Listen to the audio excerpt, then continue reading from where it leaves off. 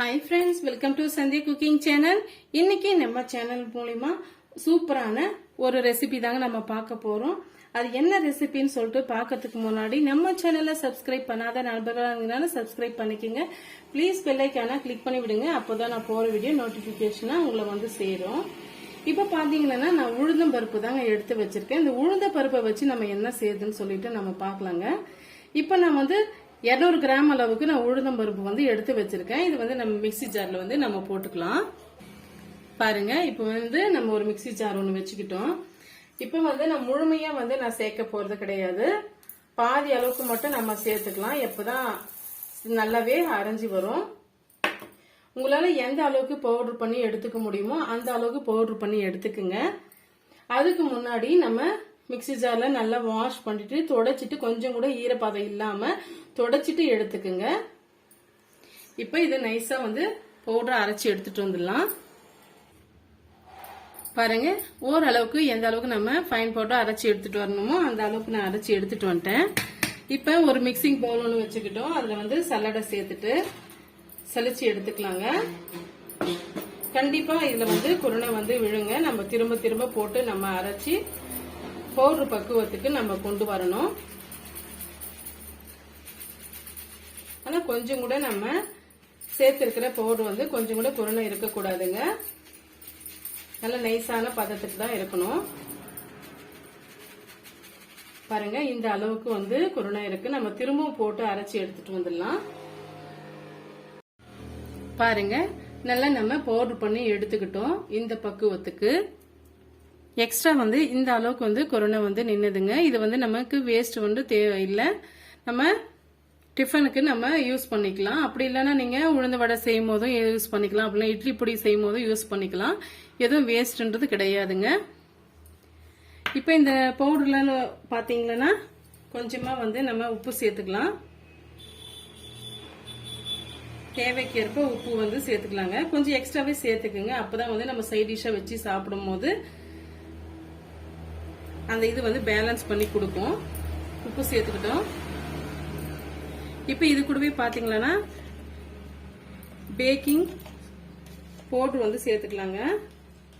ஒரு 1/4 டீஸ்பூன் அளவுக்கு baking powder வந்து சேர்த்துக்குங்க. அதிகமா வேண்டாம். நம்ம எடுத்திருக்கிற உளுந்துக்கு இது கரெக்டா இருக்கும். பாருங்க, இந்த அளவுக்கு வந்து சேர்த்துக்குங்க. இது கூடவே கொஞ்சமா வந்து பெருங்காயத்தூள் வந்து சேர்த்துக்கலாம். இந்த அளவுக்கு பெருங்காயத்தூள். இது கூடவே பாத்தீங்கன்னா கொஞ்சமா ஒரு டீஸ்பூன் அளவுக்கு நம்ம சீரகம் வந்து சேர்த்துக்கலாங்க. நீங்க சேர்த்து வந்து பிசைஞ்சுக்கலாம். அப்படியெல்லாம் வெறுமனா கூட நீங்க சேர்த்துக்கலாம். இது வந்து ஜீரணத்தன்மை கொடுக்கறதுனால நான் சீரகம் சேர்த்துக்கிறேன். சேர்த்துட்டு இதெல்லாம் வந்து ஒரு முறை இது போல மிக்ஸ் பண்ணி கொடுத்துக்குங்க.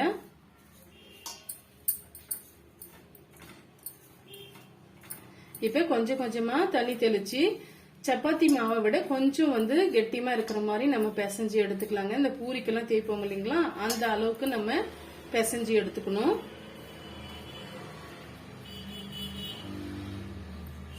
எடுத்த உடனே நீங்க அதிகமா தண்ணி சேர்க்க வேண்டாம். கொஞ்சம் கொஞ்சமா தண்ணி தெளிச்சு சேர்த்துக்குங்க.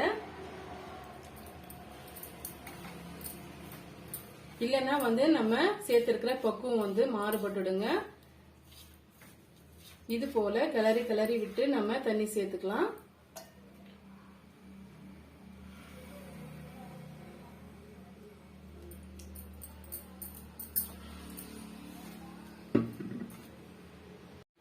பாருங்க, இந்த அளவுக்கு நம்ம பிசைஞ்சு எடுத்துக்கிட்டோம். இது கொஞ்சம் நிறையவே வந்து கெட்டிமா தான் இருக்கும். இப்ப இத வந்து நம்ம பாத்தீங்கன்னா நம்ம உருளைக்கல்ல போட்டு நல்லா வந்து ஒரு 10 நிமிஷத்துக்கு நல்லா இடிச்சு இடிச்சு எடுத்துட்டு வந்துடுங்க. பாருங்க, இது போல வந்து எல்லாருக்கு வீட்லயும் வந்து இடிகள் இருக்கும். இதுல போட்டு நம்ம இடிச்சு நல்லா வந்து ஒரு 10 நிமிஷத்துக்கு இடிச்சு எடுத்துட்டு வந்துடலாம். பாருங்க, இப்ப வந்து ஒரு 10 நிமிஷமா இது போல நான் வந்து தட்டி எடுத்துக்கிட்டேன். அது மாதிரி செய்யும் போதுதான் நல்லா வந்து கிறிஸ்பியா வரும். நமக்கு ரொம்ப ஹார்டா நம்ம பிசைஞ்சு வச்சு இருக்கிறதுனால நல்லா வந்து பிசைஞ்சு எடுத்துக்கணுங்க. பாருங்க, இந்த அளவுக்கு நம்ம பிசைஞ்சு எடுத்துக்கிட்டோம்.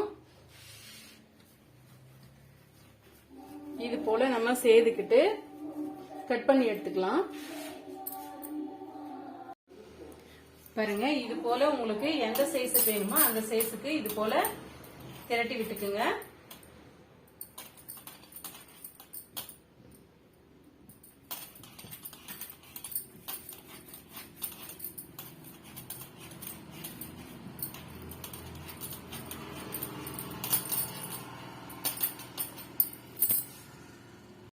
பாருங்க, இது போல நம்ம கட் பண்ணி எடுத்துக்கிட்டோம். இப்போ இதுக்கு மேல வந்து கொஞ்சமா வந்து மைதா மாவு அப்ளை பண்ணிக்கலாம். அப்ளை பண்ணிட்டு இது நம்ம தனியா எடுத்து வச்சுக்கலாங்க. தனியா எடுத்து வச்சுட்டு இப்ப கிச்சன் பேர் மேல கொஞ்சமா வந்து மைதா மாவு அப்ளை பண்ணிட்டு ஒவ்வொரு பீஸுகளை நம்ம திரட்டி எடுத்துக்கலாம்.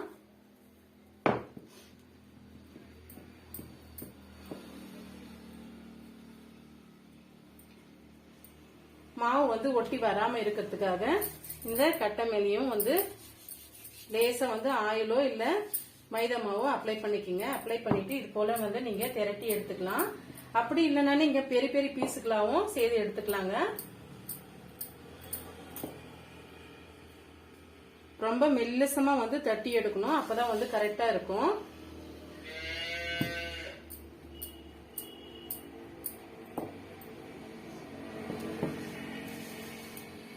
இப்படி நம்ம எடுத்து பார்க்கும்போது பேப்பர் மாதிரி இருக்கணுங்க.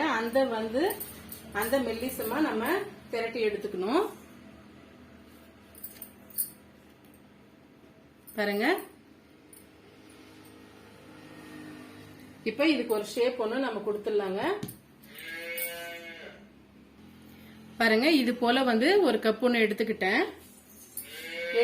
இது மிடில் வச்சு நம்ம நல்லா இது போல பிரஸ் பண்ணி விட்டுக்குங்க.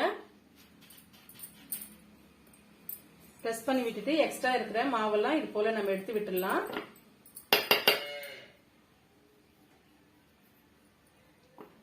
பாருங்க, சூப்பரா வந்து நம்ம ஒரு ஷேப்புக்கு கொண்டு வந்துட்டோம். இதே போல எல்லா பீஸுகளையும் நம்ம செய்து எடுத்து வச்சுக்கலாங்க. இன்னொரு பீஸ் வந்து நான் செய்து காமிக்கிறேங்க. இது வந்து நீட்டமா வந்து செய்வாங்க இல்லைங்களா, அந்த மாதிரி அப்பளம் வந்து நம்ம செய்து எடுத்துக்கலாம்.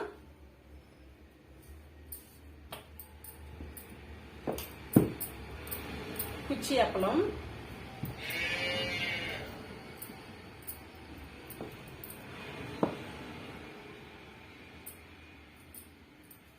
பாருங்க, இதே போல எல்லா பீஸுகளையும் நம்ம செய்து வச்சுட்டு நம்ம பார்க்கலாங்க. பாருங்க, உங்களுக்கு எந்த ஷேப் வேணுமோ அந்த ஷேப்ல நீங்க கட் பண்ணி எடுத்துக்கோங்க. நான் 2 விதமா வந்து அப்பளம் வந்து நான் செய்து வச்சிருக்கேன். இப்ப நம்ம வெயில்ல காய வச்சு நம்ம எடுத்துக்கலாம். இப்ப பாருங்க, நான் வந்து ஒரு துப்பட்டா ஒண்ணு போட்டுக்கிறேன், நல்லா கிளீன் பண்ணிட்டு. இப்ப இது மேல ஒவ்வொரு பீஸுகளை நம்ம போட்டு விட்டுக்கலாம். போடும்போது தனித்தனியா வந்து நீங்க போட்டு விட்டுக்குங்க, அப்பதான் சீக்கிரமாவே காஞ்சி வரும். இது போல தனித்தனி பீஸுகளா போட்டு வச்சுக்கோங்க.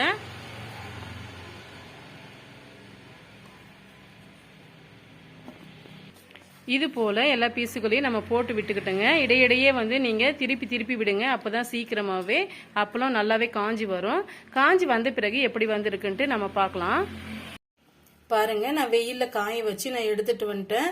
அதிகமான வெயில் இருந்ததுன்னா ஒரு 1/4 மணி நேரமே போதுங்க, சட்டுன்னு வந்து நல்லாவே காஞ்சி வந்துடும். இப்ப நான் ஒரு பீஸ் எடுத்து உடைச்சு காமிக்கிறேன். பாருங்க, உங்களுக்கு பாருங்க நல்லாவே உடைஞ்சு வருது. இந்த மாதிரி உடைஞ்சு வரும்போது தான் ஈஸியாவே நம்மளுக்கு பொரிக்கிறதுக்கு வரும். இப்ப நம்ம எப்படி பொரிக்கிறதுன்ட்டு பார்க்கலாம். பொரிக்கிறதுக்காக நான் ஆயில் சேர்த்துக்கிட்டேங்க. இப்ப நம்ம ஒரு அப்பளம் போட்டு பார்க்கலாம். ஃபர்ஸ்ட் வந்து எண்ணெய் காய வைக்கும் போது ஹை ஃப்ளேம்ல வச்சுக்கோங்க. அப்பளம் வந்து போடாததுக்கு முன்பாகவே நம்ம எண்ணெயை வந்து நல்லா காய வச்சுக்கணுங்க. காய வச்சுட்டு மீடியமான ஃப்ளேம்ல வச்சுக்கோங்க, ஹை ஃப்ளேம்ல வைக்க கூடாது, கருகி போயிடும்.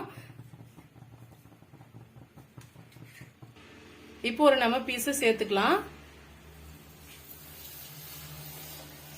திருப்பி போட்டுக்கலாங்க. இப்ப நம்ம எடுத்துடலாம். இதே போல எல்லா பீஸுகளையும் நம்ம போட்டு எடுத்துக்கலாங்க. இப்ப நான் குச்சி அப்பளம் போட்டு காமிக்கிறேன் பாருங்க. இப்ப நம்ம திருப்பு போட்டுக்கலாம். இப்ப நம்ம எடுத்துடலாங்க. டக்குனே நம்ம எடுத்துடணும், இல்லைன்னா கருகி போயிடும். அப்பளம் சீக்கிரமாவே பொரிஞ்சு வருங்க. அதனால தான் சூப்பராகவே நம்ம அப்பளம் வந்து பொரிஞ்சு வந்துடுச்சு.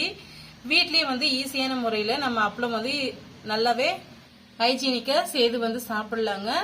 இந்த ரெசிபி வந்து உங்களுக்கு ரொம்பவே யூஸ்ஃபுல்லா இருக்கும்னு நினைக்கிறேன். யூஸ்ஃபுல்லா இருந்ததுன்னா மறக்காம சந்தியா குக்கிங் சேனலுக்கு சப்ஸ்கிரைப் பண்ணுங்க, லைக் பண்ணுங்க, கமெண்ட் பண்ணுங்க, ஃப்ரெண்ட்ஸ் அண்ட் ஃபேமிலியோட ஷேர் பண்ணுங்க. நம்ம சேனலை சப்ஸ்கிரைப் பண்ண மறந்துடாதீங்க. தேங்க்யூ ஃபார் வாட்சிங். Thank you my friends.